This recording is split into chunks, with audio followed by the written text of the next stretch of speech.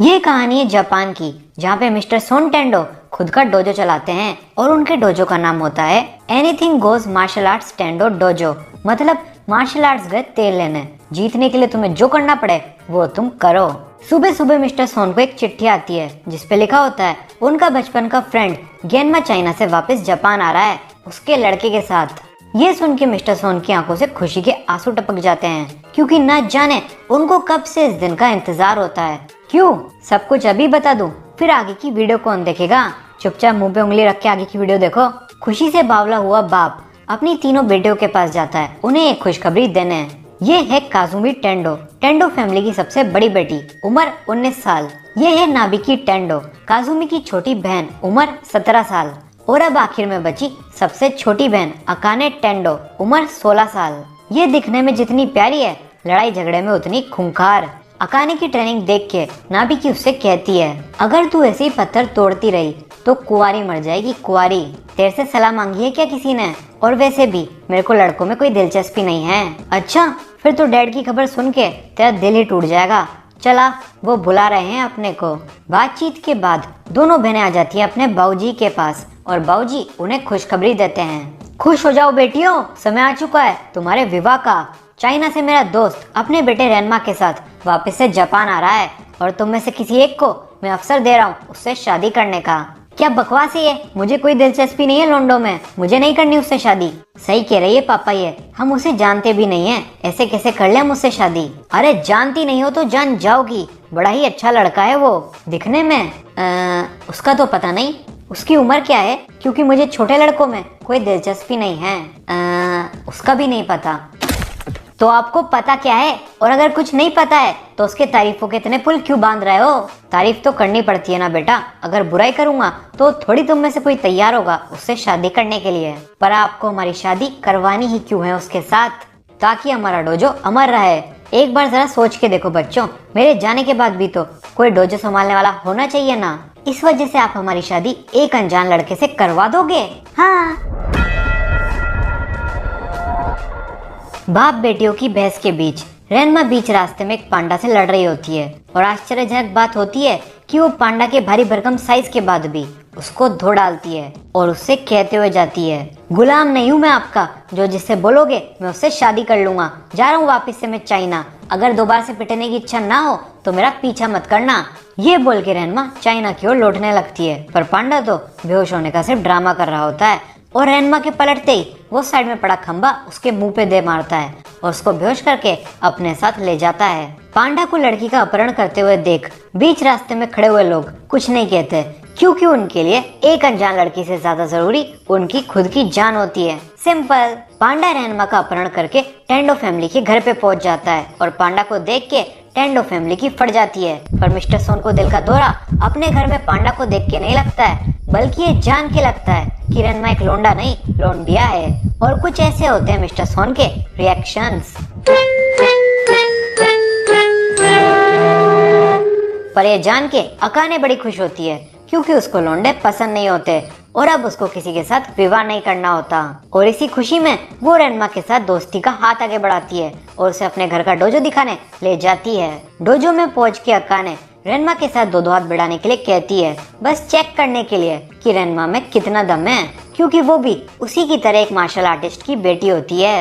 रेनमा खुशी खुशी fighting match accept कर लेती है और अब बारी आती है अकाने की रेनमा को बताने की कि मैं कहाँ हूँ और तू कहाँ है। क्या झंडे गाड़ लेते ना चाइना जाके, फुद्दू कहीं की। पर रेनमा ने तो एक पांडा को धो डाला था और अकाने तो बस एक छुई मुई थी। ओके, ये छुई मुई नहीं राक्षसनी है, पर फिर भी रेनमा अकाने पे भारी पड़ता है और अकाने को हरा देता है। और अब बारी आती है अकाने के रोने धोने की, पर वो रोती नहीं है क्योंकि वो एक लड़की से फाइटिंग मैच हारी होती है, ना कि किसी लड़के से। पता नहीं क्या दिक्कत है इस लोंडिया को हम लड़कों से। पर खैर, हारने के बाद अकाने और ट्रेनिंग में जुड़ जाती है और रेनमा गरम गरम पानी से नहाने में। पर रेनमा गुनगुने पानी के कुछ ज्यादा ही मजे ले रही होती है, क्योंकि उसका नहाना खत्म नहीं होता। पर अकाने की ट्रेनिंग खत्म हो जाती है और फिर वो भी पहुंच जाती है नहाने। पर जब अकाने बाथरूम में पहुंचती है तो वो वहाँ पे एक लड़के को पाती है, वो भी पूरा का पूरा नंगा। और तो और उस लोंडे ने भी अकाने को बिना कपड़ों के देख लिया होता है। यह देख के अकाने बाथरूम से बाहर भगी चली आती है और अपने घर का सबसे बड़ा भाटा उठा के बाथरूम की ओर जाने लगती है उस लोंडे को कुचलने के लिए, क्योंकि उसकी हिम्मत कैसे हुई बिना बताए उनके घर में भटकने की, वो भी बिना कपड़ों के, वो भी उसके बाथरूम में। पर अकाने कुछ कर पाए उससे पहले वो लोंडा बाथरूम के बाहर आ जाता है और सबको अपना इंट्रोडक्शन देता है। हाय, मैं हूँ रेनमा। और ये सुन के आप लोग सोच रहे होगे क्या? पर रुकिए रुकिए, आपको ये सारा मांजरा ये चश्मिश अंकल समझाएंगे। हाय, मैं हूँ गेनमा, तुम्हारे बाप का बचपन का दोस्त, और ये है मेरा बेटा रेनमा। पर रेनमा तो लोंडा थी ना, ये तो लोंडा है। क्या दोनों जुड़वा भाई बहन है और दोनों का नाम रेनमा है? नहीं नहीं बेटा, मेरा सिर्फ एक ही बच्चा है और वो है ये। ऐसे तुम्हारे समझ में नहीं आएगा, मैं तुम्हें डेमो देता हूँ। और ये के गेनमा अपने बेटे रेनमा को टेंडो फैमिली के तालाब में फेंक देता है और उसका बेटा बेटी में बदल जाता है। ये देख के टेंडो फैमिली शॉक हो जाती है और रेनमा का माथा गर्म हो जाता है, जिसको ठंडा करने के लिए रेनमा अपने बाप को भी पानी में धकेल देता है, जो कि पानी में डुबकी लगाने के बाद पांडा बन जाता है। और फिर दोनों बाप बेटा गर्म पानी में डुबकी लगा के आते हैं और वापस से नॉर्मल बन जाते हैं। फिर गेनमा अपनी स्टोरी आगे बढ़ाता है। खुद को और अपने बच्चे को मार्शल आर्ट्स में बेहतर बनाने के लिए मैं चाइना गया था अपने बच्चे के साथ, क्योंकि मैंने खबर सुनी थी कि चाइना के spirit of the feast mountain में ट्रेनिंग करने से तुम शक्तिशाली से महाशक्तिशाली बन जाते हो। फिर क्या, मैंने वहां पहुंच के अपनी और इसकी ट्रेनिंग शुरू कर दी, एक धमाकेदार प्रैक्टिस मैच के साथ। पर इस भूतनी के ने मेरे को एक तालाब में गिरा दिया, जो कि एक पांडा द्वारा शापित था, क्योंकि 2000 साल पहले उसमें एक पांडा डूब के मर गया था। और उस तालाब में गिरने के बाद मैं एक पांडा बन गया और फिर मुझे देख के मेरा बच्चा चौंक गया। पहले तो मुझे समझ नहीं आया कि आज मेरा बच्चा मेरे को देख के डर क्यों रहा है। फिर मैंने कहा, भाड़ में जान दो, इतने दिनों से पीट रही है मेरे को, अब जाके मौका मिला है इसको पीटने का, ऐसे कैसे गवा दूं। और फिर मैंने इसकी घबराहट का फायदा उठा के इसको भी एक तालाब में डुबा दिया, जिसमें डूबने के बाद ये एक लोंडिया बन गया, क्योंकि वो तालाब भी शापित था और उसमें 1500 साल पहले एक लोंडिया डूब के मर गई थी। फिर तब जाके मुझे समझ आया कि मैं गलत जगह पे आ गया हूँ, मुझे जाना कहीं था और मैं पहुँच कहीं गया हूँ। शॉर्ट में बोले तो इस बेवकूफ की गलती की वजह से मैं आधा लड़की बन गया हूँ। खामोश बदतमीज, अपने बाप से कोई ऐसे बात करता है? और ये के गेनमा अपने बेटे को वापस से तालाब में उठा फेंकता है और उसको लड़की में बदल देता है। फिर रेनमा भी तालाब का पानी उछाल के अपने बाप को पांडा में बदल देती है। और इन दोनों की लड़ाई के बीच काजुमी गेनमा से पूछती है, पर आप गलत जगह पे पहुंच कैसे गए? क्या किसी ने आपका फुद्दू काट दिया था चाइना में? अरे नहीं नहीं, वो तो मेरे को ना चाइनीज पढ़नी आती है, ना ही बोलनी और ना ही समझनी, इसलिए मैं एक किताब लेके घूम रहा था और लोगों से पूछता पहुंचता बिना उनकी बात का एक भी शब्द समझे उस हॉट स्प्रिंग तक पहुंच गया। और कहते हैं ना, इंसान चोट खाने के बाद ही समझता है। मैंने वो चोट वहाँ पे खा ली, अब मैं चाइना कभी नहीं जाऊंगा। पर आप पांडा से वापस से इंसान कैसे बनते हो? क्या आप चाइना से कोई जादू टोना भी सीख के आए हो? ये सिर्फ अपना और मेरा फुद्दू कटवा के आया है चाइना में, और कुछ नहीं। ठंडे पानी में हम बदल जाते हैं लोंडिया और पांडा में, और गर्म पानी से हम वापस से नॉर्मल हो जाते हैं। ये सुन के मिस्टर सोन गेनमा के ऊपर गर्म पानी डाल के रेनमा की बात चेक कर लेते हैं और फिर बड़ी सी स्माइल के साथ रेनमा को अपनी तीनों बेटियों से मिलवाते हैं।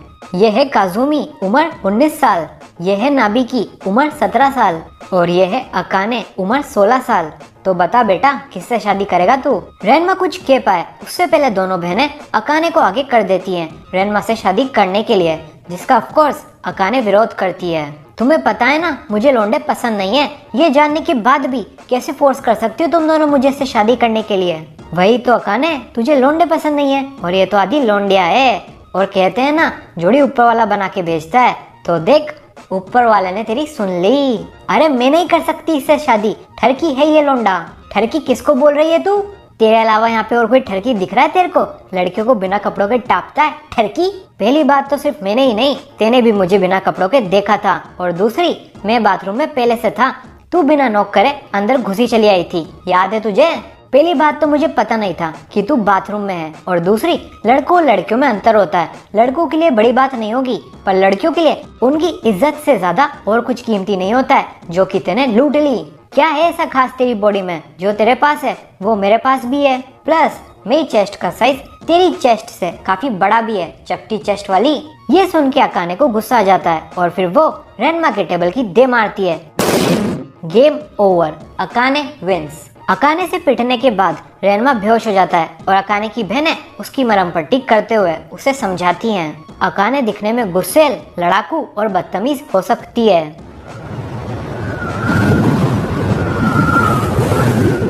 पर क्या? वो गुस्से, लड़ाकू और बदतमीज ही है। काजुमी, तुझे रेनमा को अकाने से शादी करने के लिए मनाना है, डराना नहीं है। ओह हाँ, अकाने दिखने में गुस्सेल, लड़ाकू और बदतमीज हो सकती है, पर वो दिल की बड़ी अच्छी है। तू तो इनका रिश्ता होने से पहले ही तोड़वा के मानेगी। इसी बीच अकाने नहाने गई होती है, क्योंकि रेनमा की वजह से वो पहले नहा नहीं पाई होती, और रेनमा भी अपनी मरहम पट्टी करवाने के बाद बाथरूम में पहुंच जाता है, वापस से गर्म पानी में नहा के लौंडा बनने के लिए। और इसके आगे का तो आप लोग समझ ही गए होंगे। ये दोनों एक दूसरे को वापस से एक और बार बिना कपड़ों के देख लेते हैं, और रेनमा की वापस से शामत आ जाती है।